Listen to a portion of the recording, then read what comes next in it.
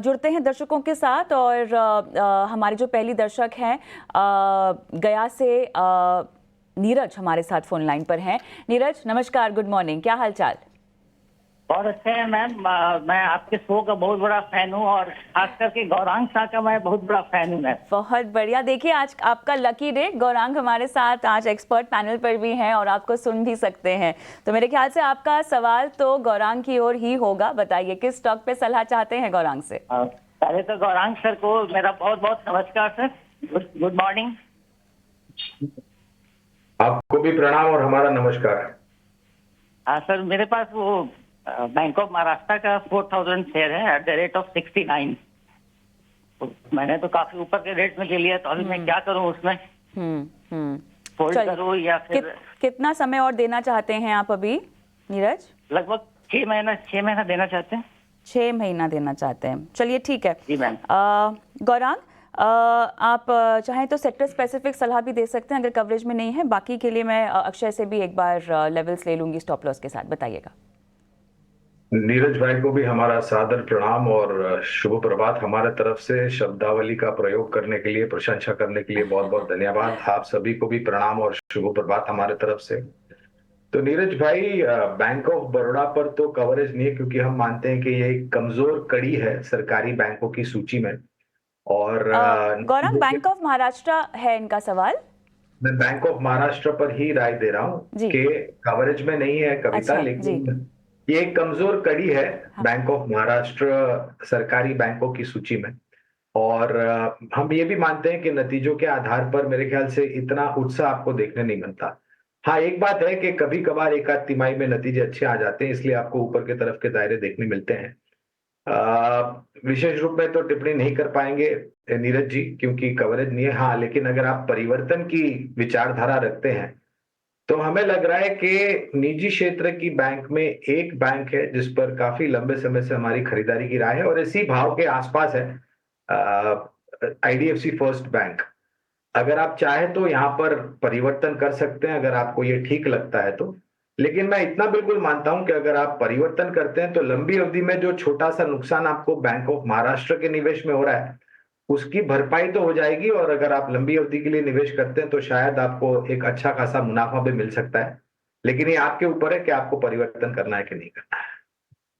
चलिए, तो यहाँ पर निजी क्षेत्र की ओर आपने इनको सलाह दी है, आईडीएफसी फर्स्ट जो है आपकी रिकमेंडेशन है। लेकिन झटपट एक बार मैं अक्षय से ले लेती हूँ सवाल। अक्षय बताइएगा, 69 की खरीद है इनकी बैंक ऑफ महाराष्ट्र में और 6 महीने का नजरिया ये रखना चाहते हैं। जी, हल्का सा दबाव है बैंक ऑफ महाराष्ट्र में, तो शॉर्ट टर्म वीकनेस है। अगर आप लेवल्स को प्राइस चार्ट बेसिस फॉलो करेंगे तो 55 एक बहुत ही इंपॉर्टेंट स्तर या सपोर्ट रहेगा बैंक ऑफ महाराष्ट्र के लिए। मेरे हिसाब से जब तक 55 होल्ड कर रहा है तब तक आप अपना पोजीशन होल्ड कर सकते हैं। स्टॉप लॉस आप 54 का रख सकते हैं रिस्क मैनेजमेंट के तौर पे। ओवरऑल प्राइस स्ट्रक्चर अभी भी स्ट्रांग है, छोटा शॉर्ट टर्म करेक्शन है, वापस रिकवरी आ सकता है जो 75 या 80 के स्तर छू सकता है बैंक ऑफ महाराष्ट्र। 6 महीने का आपका शायद होल्डिंग है तो ये लेवल वापस आपको दिख सकते हैं ऊपरी स्तर में। 80 ब्रेक करता है नहीं, ये बहुत बड़ा चैलेंज रहेगा क्योंकि वो टेक्निकल लॉन्ग टर्म ब्रेकआउट रहेगा, तो वहां पे एक वापस इसमें रिव्यू लेना पड़ेगा। पर फिलहाल आप 54 के स्टॉप लॉस से 75 से 80 के टारगेट के लिए बने रहने की रिकमेंडेशन दूंगा। जी बिल्कुल, तो ये थी राय अक्षय जी की। चलिए इसी के साथ अगले दर्शक के साथ जुड़ जाते हैं। तो बरेली से हमारे साथ पार्थ जुड़ चुके हैं। पार्थ नमस्कार, बताइए। जी गुड मॉर्निंग, नमस्कार जी। बताइए किसमें खरीदारी आपकी? जी भारत इलेक्ट्रॉनिक्स में है जी। 900 शेयर लिए थे 270 के रेट में 270 में जी। तो और उसमें जानना है जी। हाँ जी बताइए। तो उसमें कि लॉन्ग टर्म व्यू रखें या फिर और परचेजिंग करें? डिफेंस सेक्टर की कच्ची कंपनी छांट के लिए ईटी नौ को फॉलो करते हैं, गौरंग साहब को अच्छे से फॉलो करते हैं। जी जी जी बिल्कुल। तो थोड़ा ओवरऑल व्यू के लिए गौरंग जी आपके पास ही आएंगे। आपके साथ हमने बहुत बार डिफेंस क्षेत्र के बारे में बात भी की है, आपको काफ़ी अच्छी जानकारी भी है। तो आप बताइए कि बीईएल इस सेगमेंट में कैसा नज़र आता है? इनकी जो खरीदारी है वहाँ से अब स्टॉक कुछ 10% ऊपर ट्रेड कर रहा है, तो यहाँ पे लाभ होता हुआ तो नज़र आ रहा है इनको। तो धन्यवाद पार्थ जी। हमारी राय सुनने के लिए और निवेश करने के लिए। लेकिन पार्थ जी, आपको एक बात बिल्कुल बताना चाहूंगा। पहले तो हम ये भी कहते हैं हमारे ही चैनल ईटी नाउ स्वदेश के द्वारा कि आपको किसी एक क्षेत्र में या किसी क्षेत्र की एक कंपनी में जरूरत से ज्यादा निवेश नहीं करना चाहिए। इसका कारण ये है पार्थ कि आपका जोखिम बढ़ जाता है। तो मैं उम्मीद रखता हूं पार्थ कि आपके पास इस निवेश के अलावा अन्य निवेश भी होगा, क्योंकि आपके पास इसके 9,000 शेयर है। आपका खरीद का स्तर बहुत ही सक्षम है और नीचे का स्तर है 270 का। बुनियादी दर के आधार पर आज के तारीख में भी हमारी भारत इलेक्ट्रॉनिक्स लिमिटेड पर खरीदारी की राय है। जिस प्रकार से इस कंपनी को पिछले कुछ महीनों में ऑर्डर मिले हैं, तो ऑर्डर बुक की जो संख्या है वो बड़ी है और मूल्यांकन को लेकर के भी, क्योंकि नए ऑर्डर मिले हैं, तो मूल्यांकन को लेकर के भी बढ़त हुई है। ये कंपनी रडार सिस्टम से ज्यादा कामकाज करती है और आधुनिक जो वॉर बैटलफील्ड होता है वहां पर हमारे सैनिकों की सहायता करती है आधुनिक टेक्नोलॉजी को लेकर के। और हमें जिस प्रकार से आज भी हमने देखा है कि सरकार के तरफ से रक्षा क्षेत्र को एक बहुत बड़ा ऑर्डर मिला है नए इक्विपमेंट्स खरीदने के लिए। लंबी अवधि का नजरिया है तो पहले तो बने रहे। अगर आपका निवेश जरूरत से ज्यादा भारत इलेक्ट्रॉनिक्स पे नहीं है, जो पूरा पोर्टफोलियो है आपका, उसका एक बड़ा हिस्सा नहीं बनता है, तो आप और भी जोड़ सकते हैं। करीबन 300 के नीचे अगर आता है तो आप और जोड़िए। और अगर फैला हुआ आपका निवेश नहीं है तो मेरे ख्याल से ओवर एक्सपोज करने की जरूरत नहीं है। जो आपका निवेश है उसमें बने रहे। ठीक है, तो ये है सलाह बीईएल पर, जो भी निवेश है उसमें बने रहने की सलाह आपको दी जा रही है। आ रही है फेम 3 पॉलिसी को लेकर बड़ी खबर है। पीएमओ जल्द फेम 3 पॉलिसी पर अहम बैठक कर सकते हैं और पूरी खबर जानते हैं समीर दीक्षित से।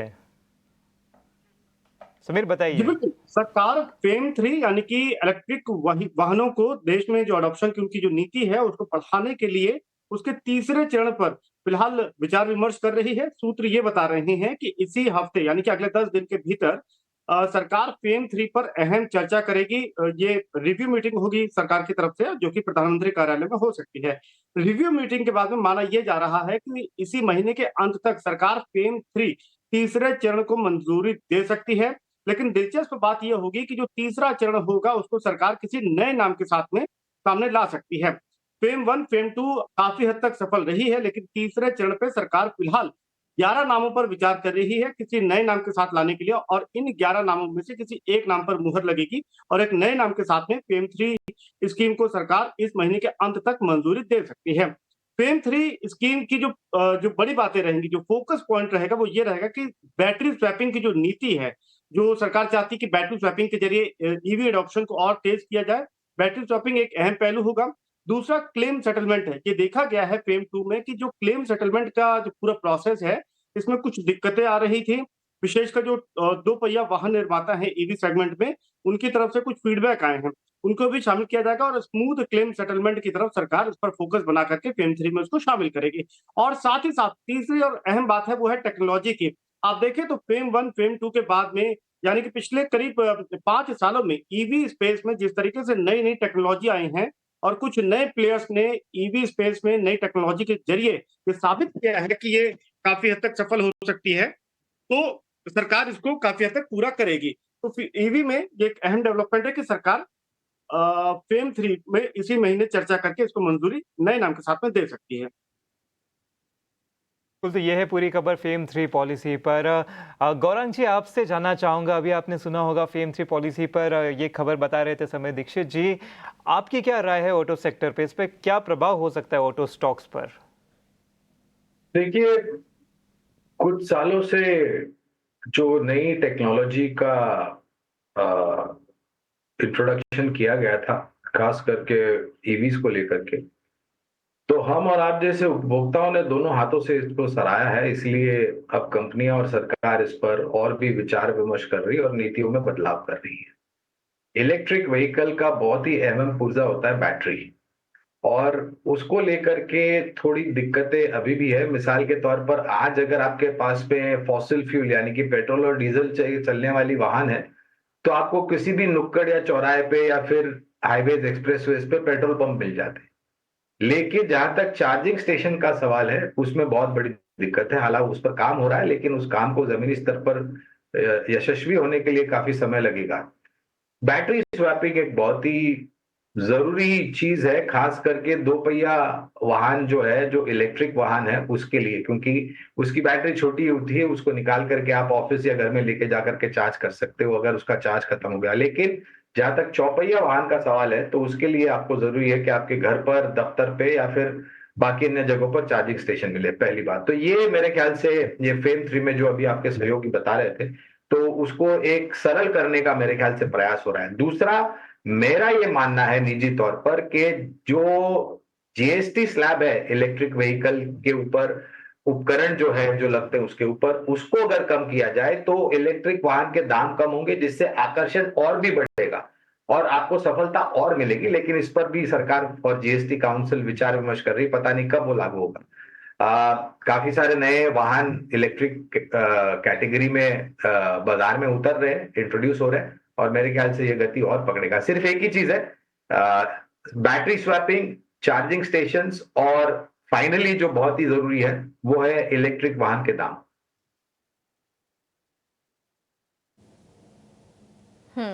ठीक है, तो ये है नज़रिया अमरा राजा और अन्य बैटरी स्टॉक्स पर। समीर जो एक्सक्लूसिव खबर लेकर आए थे उस पर हमने आपको ये सलाह दी बैटरी शेयरों पर।